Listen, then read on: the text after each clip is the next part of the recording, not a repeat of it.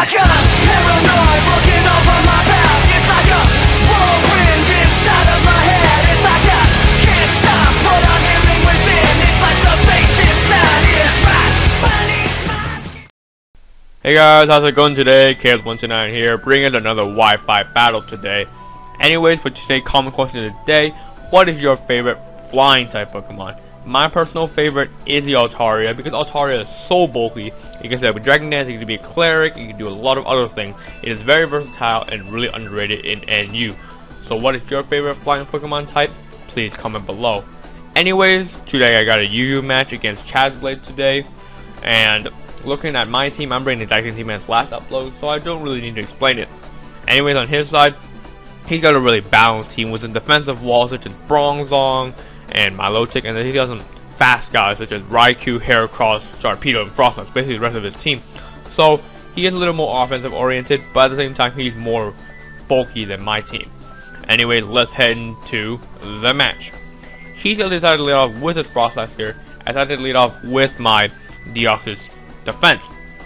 I'm gonna go for Stealth Rock here, hoping that he would over predict or something, but he does make the safe play and go for the taunt, which basically shuts down my entire Deoxys defense because I carry all status moves and hazard stuff, and then Seismic Toss, which is not gonna hit the Frostlass at all because it is part Ghost type.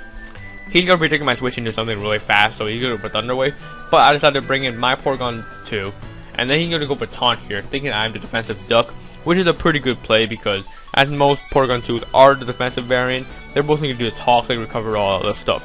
But no, I am the fully offensive type with a Recover and a really bulky, so I'm going to be able to manage to go for the Thunderbolt, Analytic Boosted. That is crazy, crazy power.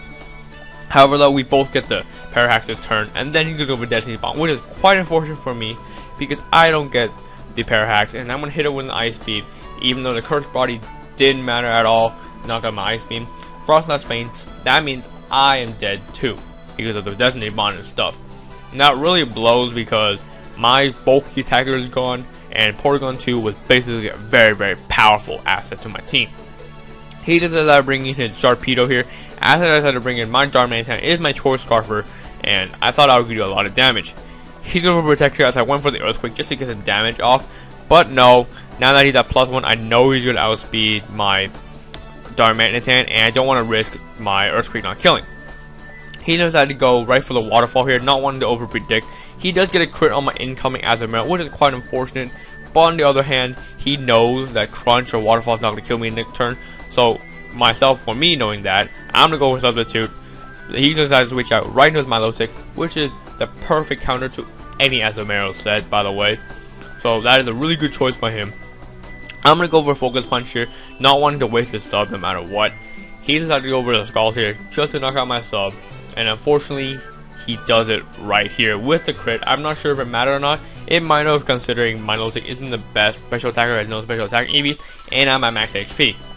Anyways, I'm going to go for Focus Punch here. It doesn't even do a third. It does only about a third with Milotic, which is crazy, crazy bulk. Now I make a really derpy play and decide to go with a Substitute here, and because Scald from the Milotic is going to outspeed me, he's going to decide to get the burn on me, which is really unfortunate because I'm going to go for Substitute here, and that basically means my Azumarill is dead. It is out of here. It is gone from the burn damage. There's no way Azumarill is going to be taking that, and that really sucks.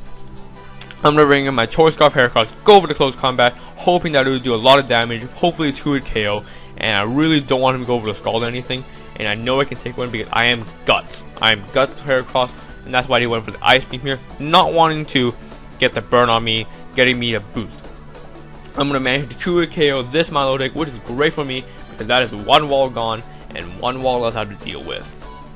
He decided to bring in his Choice Scarf to Raikou, and at that time I didn't know it was Choice Scarf. That means I wanted to stay in here, go for the close combat because most Raikous are the sub Calm Mind set. But he is the Choice Scarf. Let's go with the T-Bolt. Easily gonna knock out my Heracross. Now I'm gonna bring in my Raikou here, knowing now that he is locked into that. I'm gonna go for Substitute, knowing that he's probably gonna switch out, right? No. Really odd reason. He keeps going with Thunderbolt here, and looking at that damage that he did to me, he's not even gonna knock out my sub without any boost. So knowing that, I'm gonna go for Calm Mind. There is no reason why not to. I'm just gonna set up on his face until he decides to switch out. get the +1 here, and now he's gonna be able to knock out my sub this turn. And here, oh my goodness, so many after effects. Anyways, he's gonna go for another T-bolt, knock out my sub with a crit. Pretty sure it did not matter, even though I am at +1. Go for a second Calm Mind here, knowing that I can keep setting him on his face until he decides to switch out anyway. He just finally switched out into his Bronzong as I went for another substitute here, which is great for me because Bronzong can basically counter Raikou if I don't set up.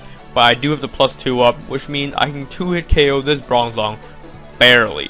Gonna go for the first T-Bolt, and it does a little over half as he goes for Earthquake, knock out my sub. That is fine for me though. I really think that I can leave in Raikou in here later because I have many other Pokemon to take the rest of his team, and that is fine for me. Go for another Thunderbolt here, and luckily for me, I do get the same amount of damage as I did last turn, and that was really risky play. But it did pay off because now his Bronzong is dead. He decided to now bring in his his Sharpedo here, and then now instead of going for Protect, he goes for Waterfall for some odd reason because predicting my substitute. But no, I went for the safe play. Go for the T-Bolt, knock out that Sharpedo right out of there. Easy gonna KO because Sharpedo is not that great of special defense. He's not that great of HP, and I'm on +2 stab Thunderbolt. Come on. He's gonna go over Aura Sphere here as he brings in his Scarf Raikou, and that's not doing anything to my Raikou. I can set up all day on this thing, and he can't do anything to me back. Because I'm doing like a third to this Raikou with every HP ice I'm going for. But I'm gonna go for a sub here after this turn, knowing that his Aura Sphere is not gonna knock out my sub anytime soon. And that's exactly what I decided to do here. Unfortunately for me though, he's gonna get the Aura Sphere, get a crit, and that blows because I live with 2 HP, and that's obviously not enough to make a new sub. And that means he's gonna be able to kill me off without me killing off his Raikou, which is really unfortunate because I could have killed this thing, went for the safe play, but no, I decided to be ambitious and went for it, the substitute. I'm gonna bring my Deoxys defense here, knowing that he only has this and the Heracross left, so I'm pretty much locked in for the win because I still have my Darmanitan left, and Darmanitan is easily gonna outspeed a Heracross, even if the Heracross is Jolly Choice Scarf. Anyways, he's gonna stay leaving here as Death Fodder, and then he's gonna bring in his Heracross. Gonna go for the Sword Stance, which tells me obviously Darmanitan is gonna outspeed all day, all over this Heracross. So I'm just gonna leave him in my Deoxys defense here to die, just to do as much damage as possible. There really is no point in me doing damage anyway, but I decided to do it just in case. Gonna go for another one. He shows me he's the Burn Orb Burn Orb Sword Dance set, and that really is strong. Anyways, he's almost dead here, and it's basically down to 1-1. My Darmanitan versus his Heracross. I'm easily gonna outspeed, as I said before. I'm Choice Scarf, Adamant, Flare Blitz boosted, Sheer Force boosted too, and that's easy gonna KO. That is a great game, Chaz Blaid. So, yeah, remember to answer the comment question of the day, leave a like on this video, and please subscribe if you haven't already to watch more of my videos and to really be able to support me on this little channel here.